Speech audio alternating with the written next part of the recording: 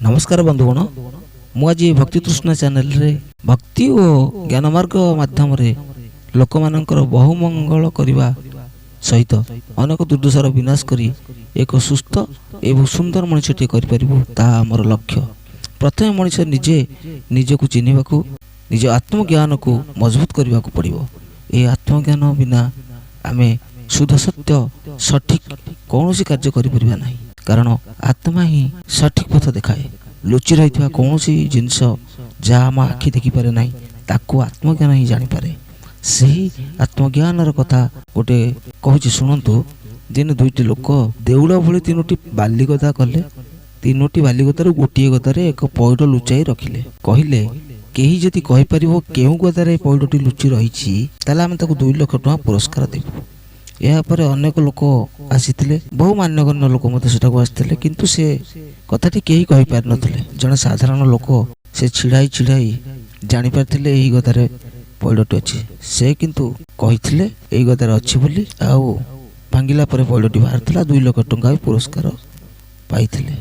यही पुरस्कार पाइबा देखी भद्रलोक मान डाकी से लोकटी को पचारे, बाबूरे तुम्हें क्यों कारण कहल केमिति जान तुम्हें कौन किसी तंत्र विद्या किछि साधना करछो कि केमिति जानिलो से गदारे पैड अछि बोली? ना आज्ञा मु आपन गोटे प्रश्न करू। जदि तीनोटी गदा से माने करछंती, गोटे गदारे निश्चित किछि समय लागिथिबो। गोटे गदा को जति समय लागिला, 3 गदा को केते समय? गोटे गदा को धरा जाऊ घंटा जदि लागिला ताले 3 गदा को केते समय लागिथिबो? आज्ञा भद्रलोक मान कहले 3 घंटा लागिथिबो। ना ना आज्ञा 3 घंटा नु, जेउ गदाटे पैड लुचा हिची सेही गदाटी को टिके अधिक समय लागे। ना हां हां ठीक कथा। ना आज्ञा दुईटी गदा समान समान मत दिशुला। जो गदाटे पैड लुचिक रही टिके ए दुईक ठारू सेटा टिके उन्नतर लगुला। मु जानिली एही गदारे पैड लुचि रही। आज्ञा आपण माने देखिले से आखिरे, मु भी से आखिरे देखि कहले मु कौनसी तंत्र मंत्र जानेनी, मु कौनसी मो मन बुद्धि विवेक अनुसार मु कथाटी कहले। ना बाबू जाओ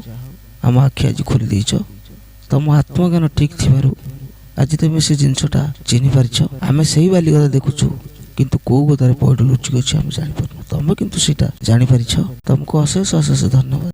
यह कही भद्रलोक मैंने से लोकटी को भूरी भूरी प्रशंसा करिकी पुणी मध्य किछि तांक तरफ पुरस्कार देथिले। एही कथाटी होछि आज्ञा प्रकृत ज्ञान मार्गर वास्तव कथाटी। महाप्रभु श्री कृष्णचंद्र भागवत गीतार मध्य अर्जुन को 9 अध्याय 2 नंबर श्लोक रे महाप्रभु कहिसंती, राजविद्या राजगुह्यम पवित्रमितमुत्तमम् प्रतखम भगम धर्मं सुसुखं कर्तुम उभयम्।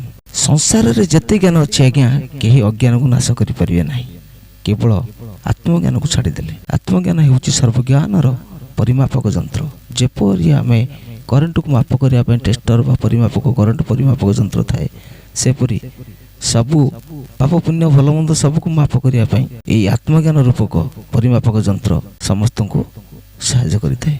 आज पवित्र दिन रे जाहु से महाप्रभु से कृष्णचंद्र समस्त बहुमंगल करंतु। महाप्रभु ए बाबत बहुत कथा कहवाई आग्रह प्रकाश होउछि, किंतु समय अभाव नुआ चैनल टी करछु। मैं आगो को बहुत सुंदर सुंदर कथा रखिबु। आगो को आपण माने हमर ए चैनल रे जोड़ी होई रहंतु, हमको उत्साहित करंतु। ए चैनल को सब्सक्राइब करी लाइक शेयर करी घंटी बटन दबाई रखंतु, जेपरि आगो को आमे जहाँ नुआ नुआ वीडियो छाड़िबु ताहा आपण पाखरे आसी पहुंच परिबो। ए बाबत कहवाई सुंदर सुंदर मनमुग्धकर शिक्षणीय कथा गुड़ाक रखिछु आम कहवाई, किंतु समय टी अभाव नुआ चैनल करिछु जेहेतु आम कम समय वीडियो टी सारिया चेष्टा करछु। आज आपण माने ये चैनल हमर देखुथोर आपण मानक अशेष अशेष धन्यवाद। मु मध्य आज ये चैनल रे जहाँ किछि कहि दैछि ताहा जदि आपण को भल लागुଥାଏ ताले कमेंट रे जणाइबे, एवं आपण जदि किछि दोष थाए क्षमा करदेबे। रहिली। जय जगन्नाथ, जय हिंद।